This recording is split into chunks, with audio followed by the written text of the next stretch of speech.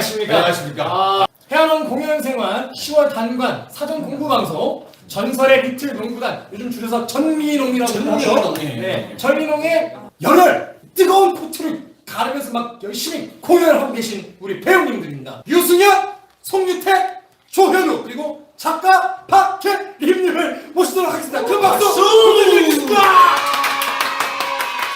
배우님들부터 인사 한번 좀 부탁드리겠습니다. 안녕하세요. 이번엔 전설의 리틀 농구단에서 홍종호 역할을 맡은 배우 유승현입니다. 아하! 네, 안녕하세요. 전설의 리틀 농구단에서 승우 역을 맡은 조현우입니다. 반갑습니다. 안녕하세요. 전설의 리틀 농구단에서 김수현 역을 맡은 송유택입니다. 아하! 아, 뽑았어. 반가워요, 작가님. 두 가지. 아, 너무 반가워요. 송유택 배우님이 어떤 전설의 리틀 농구단이 어떤 작품이다 이렇게 좀 설명을. 네, 간단하게 좀 부탁드릴게요. 모두에 대한 이야기인 네. 것 같아요. 어느 자리에 있던 맞아요. 어떤 상황에 있던 어떤 사람이 봐도 이렇게 이해할 수 있는 또 그렇게 좀 쉽고 약간 예쁘게 써져 있는 맞아요. 그런 작품. 정말 그렇게 그 말씀하신 의도대로 딱 제가 봤어요. 네네네. 공연을. 너 진짜? 네. 자, 그럼 이제 본격적으로 해아원 공연생활 전리농 농구단 네. 이제 질문제 받은 거 있죠? 네. 거기에 대해서 얘기를 좀 나눠보도록 하겠습니다. 자, 첫 번째 질문이에요. 제가 드려볼게요. 자, 유택 배우님, 저도 이거 공연을 봐서 아는데 수학 문제는 매번 어떻게 준비해 오시는지 궁금합니다. 매번 다른 대사 너무 좋은데 어디서 찾아오시는지 궁금해요. 극 중에서 제가 공부를 잘하는 다인이라는 캐릭터로 인해서 제가 이제 반 친구들 앞에서 그리고 선생님 앞에서 수학 문제를 잘 풀게 되는 장면이 있어요. 그러면서 어떻게 보면 좀 처음으로 반에서 그 존재감을 좀 또 친구들에게 보여주게 되는 그 계기가 있는 장면이 초반에 나오는데 네.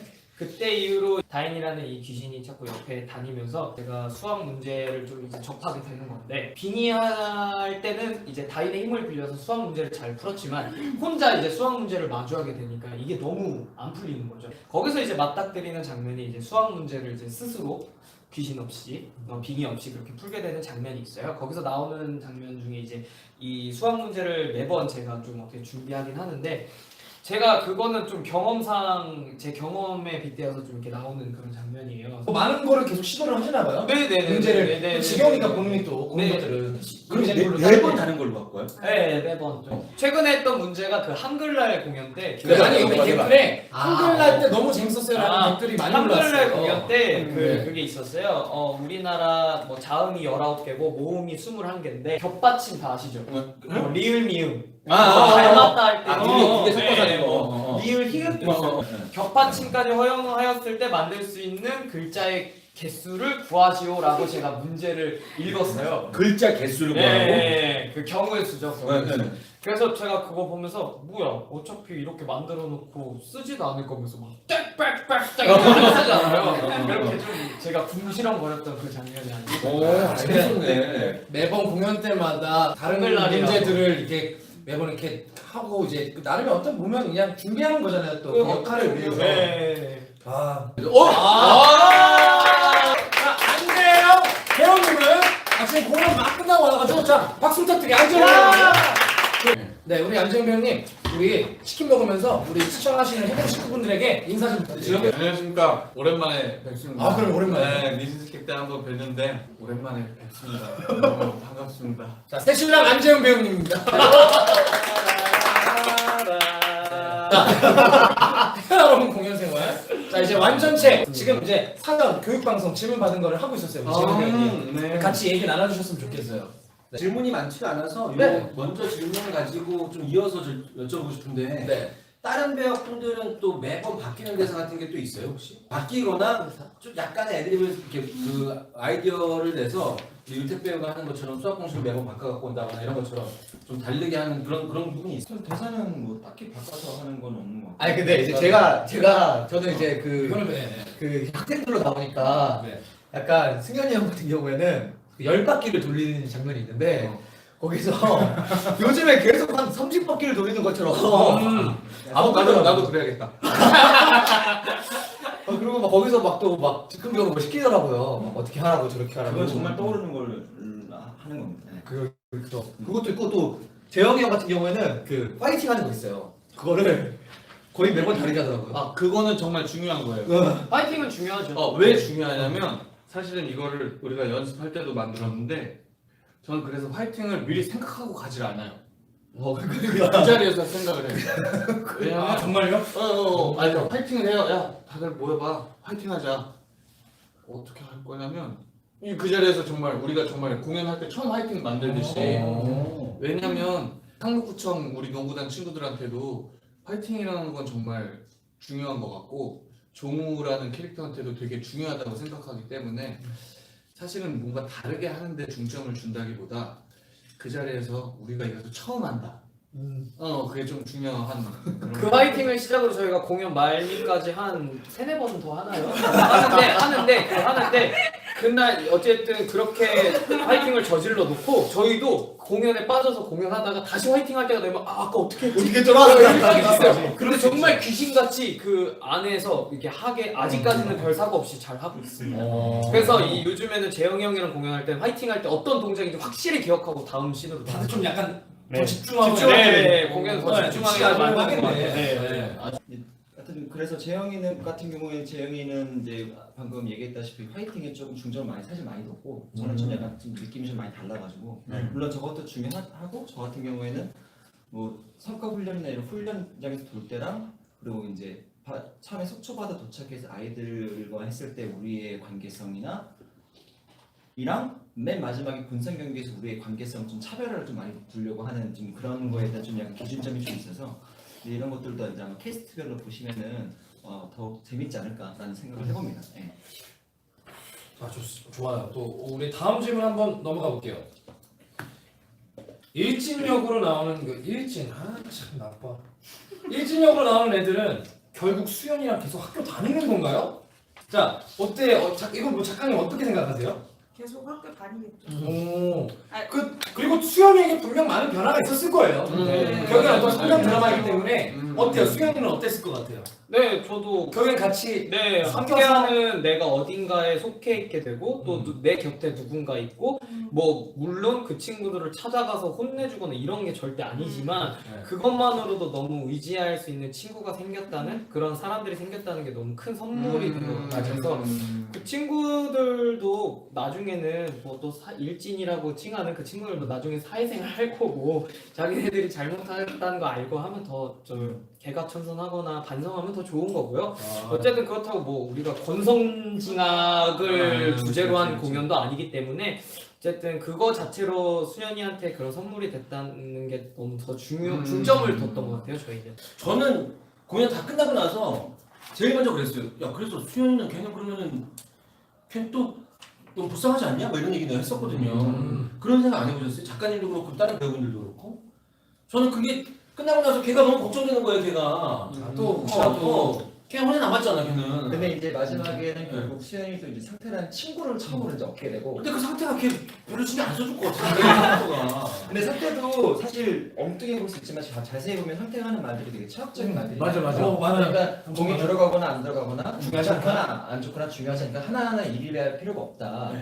그러니까 그런 거에 이제 결부돼서 수연이도 이제 친구가 생기면서 어쨌든 이것도 지금 생활이 힘들긴 하지만 어쨌든 죽을 만큼 힘든 게 아닐 수도 있겠다. 그러니까 약간 이런 것들이 메시지가 그래요? 근데 그러니까 이게 사실 제 개인적인 생각은 전설의 이틀 농구단이 가장 갖고 있는 크나큰 메시지가 지금 옆에 있는 소중한 것들 혹은 옆에 있는 소중한 사람을 잊고 그냥 우리가 무심하게 살 때가 많잖아요. 근데 지금 내가 지금 이렇게 공연을 하고 있고 혹은 이렇게 방송을 하고 있고 이런 순간들이 되게 소중하다라는 것들을 깨닫게 되는 그런 메시지가 좀 있거든요. 제 생각에는 약간 좀 전설의 리틀 농구단이라는 이 작품의 제가 봤을 때 미덕은 그러니까 막 이랬던 친구가 이렇게 돼서 이렇게 됐어요가 아니라 이렇게 됐던 친구가 이렇게 한 발 내디딜 수 있게 됐어요. 그러니까 아까도 그 파이팅이 좀 중요하다고 말씀드린 게 파이팅이 뭔지도 모르고 같이 농구가 재미도 없고 이랬는데 이제 농구부가 없어지는 게 아쉬운 친구들이 됐잖아.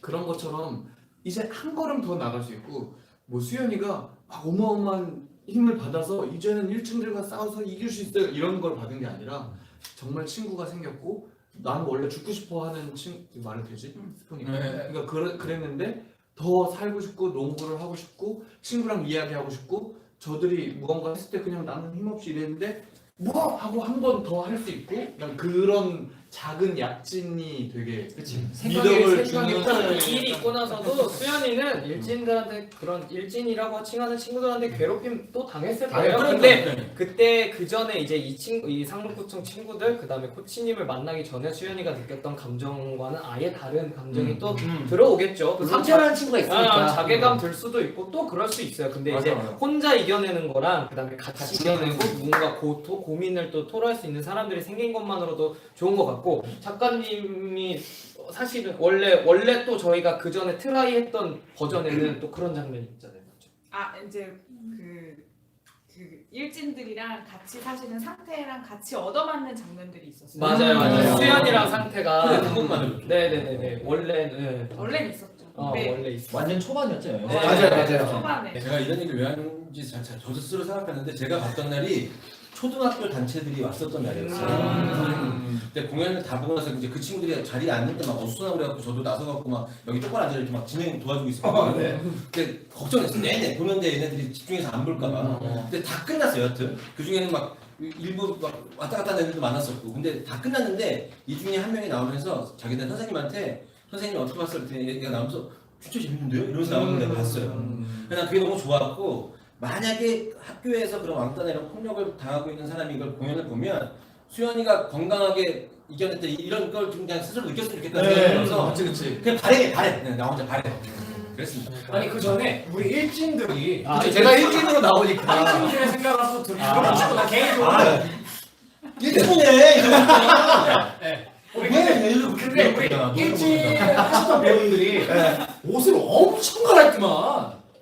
왔다 갔다 쭉 하면서 에피소드 같은 거 없었어요? 뭐 잘못 입고 나온 적이 있다거나 아니면 따로 딴 사람 옷을 내가 입었다거나 그런 거. 저 같은 경우에는 한번 바지를 거꾸로 입고 나간 적이 있어요. 아 진짜? 바지를 거꾸로 어떻게 입어? 면을 뒤집은 거야 아니면 앞뒤? 그러니까 아예 뒤집어서 입고 나간 교복 바지를? 앞뒤 유니폼을. 그럼 이거 자꾸 어떻게 올려? 유니폼이라. 근데 이제 그게 사람들 뭐 이렇게 후기를 뭐 올라오고 이러진 않았던 것 같은데. 한배우 발목 양말. 이거 뭐야? 집에서 신고 온 양말을 그냥 양말을 안 갈아 신고 나갔나 보다. 근데 초반에 네. 제가 진짜 한 번도 누구 돈을 뺏어보고 이런 적이 한 번도 없어서 그 웬만하면 다 없어요 누구도. 누굴 뭐 괴롭혀보고 이런 적이 전혀 없어서 그 초반에 좀 약간 어떻게 괴롭히지 하고 되게 좀 얘기를 많이 했던 기억이 있어요. 지금 전세 리트 농구단과 대단해. 함께 해공하고 있습니다. 자 다음 질문 또 이어서 가볼게요. 자 코치님의 15년은 어땠을까요? 라는 코치님이 아주 중요한 분이시죠. 우리 오늘 또 코치님들이 다 나와주셔가지고 두 분의 얘기 또 진솔하게 한번 또 들어볼 수 있을 것 같은데 편하게 한번 얘기해 주실 수 있을까요? 정답은 없고. 정답 없죠. 그냥 자신의 생각이니까. 승현이부터. 여기는 또 이제 재영이부터 얘기할 수 있어요. 네. 15년. 저는 개인적으로 15년. 지금부터 나오는 얘기들은 다 이제 스포가 다 포함되어 있을 것 같으니까 스포를 원하시지 않으신 분들은 나가세요. 아니면은 소리를 줄이시든가. 그러니까 제가 이제 개인적으로 그 전사를 분석한 그냥 결론만 따지면 원래 제가 생각하는 종우는 원래부터 되게 무기력한 그냥 꿈도 없고 그냥 살아가는 대로 그냥 원래 그런 친구들 있잖아요. 근데 그런 친구라고 생각이 들었는데 이제 중학교 때 같은 반이었던 뭐 승우를 만나고 다인이를 만나고 지훈을 만나면서 되게 한마디로 인생이 약간 흑백에서 색깔로 컬러가 된 약간 그렇게 생각을 했거든요. 그때 당시에. 예, 어렸을 때. 그러다가 이제 어느 날 이 친구들과 너무 쫀쫀해져서 이제 고등학교에 같이 산택으로 같이 입학도 하게 되고 쫀쫀하게 같이 이제 우리 한번 탈출을 일탈 한번 해보자 이래서 바다에 갔다가 이제 그런 사고를 당하게 되는 거죠. 그럼 그래서 다시 제가 생각한 쪽은 원래대로 돌아왔을 것 같아요. 그러니까 이 사고로 인해서 무기력해진 삶을 산다기보다 그냥 원래의 나로 돌아왔고 그래서 제 생각에 15년은 그냥 딱히 뭐가 뭐 있다 없다 이런다기보다 그냥 흘러가는 대로 살았을 것 같고 딱히 욕심도 많이 없고 그렇다고 난 이제 잘 살아가야지 이런 의지가 있는 것도 아니고 그냥 사라지는 대로 살다가 아마 그때 아픔은 마음속에 많이 묻어서 아마 기억을 못했을 거라는 생각이 들어요. 딱히 뭐 생명력이 있지도 딱히 또 엄청 막 힘들을지도 그렇진 않았을 것 같은 생각은 들어요. 그냥 흘러가는 대로. 흘러가는 대로. 네. 이 말이 처음에 그냥 요 말 했을 것 같아라고 얘기 들었을 때는 순간 딱 들었을 때는 아니 우리는 그 역할을 보면서 그 씬을 보면서 그렇게 감동 좀 슬프고 관객에서 객석들이 막 우는데 객석에서 관객들이 우는데 정작 공연을 하고 있는 배우는 15년이 노말했다고 잠깐 생각이 됐다가 실제 사람은 저렇구나 그러면서 이제 수연이 통해서 그런 느낌 딱 받았었을 때 자기한테 집중하면서 이렇게 뻥 터지는 그 느낌이 그렇죠. 네. 그래서 차라리 완전히 그래서 이해가 신에도 보면은 그 호루라기가 되게 중요하게 나오는데도 불구하고 수인한테 호루라기를 건네줘요. 맞죠. 근데 우리가 실상 사람이 살면서 예를 들어 제가 뭐 10만 원짜리 신발을 처음 샀을 땐 되게 아끼면서 신지만 한 6개월 지나면 그냥 막 신잖아요. 그죠. 호루라기도 어떻게 보면 의미 있는 호루라기일 수 있겠지만 사람이 15년 동안 살다 보면 이 의미를 정확히 인지를 못하고 그냥 넘겨준단 말이죠. 그치. 근데 이게 나중에 복선이 돼서 돌아오면서 아 맞다 이거 옛날에 그 호루라기였는데 가 되면서 이게 이제 지점들이 하나씩 뭉치기 시작하면서 내 이야기가 이제 종우의 얘기가 이제 이렇게 커지는 약간 그런 이야기들이 근데 재영 배우님은 어땠을까요?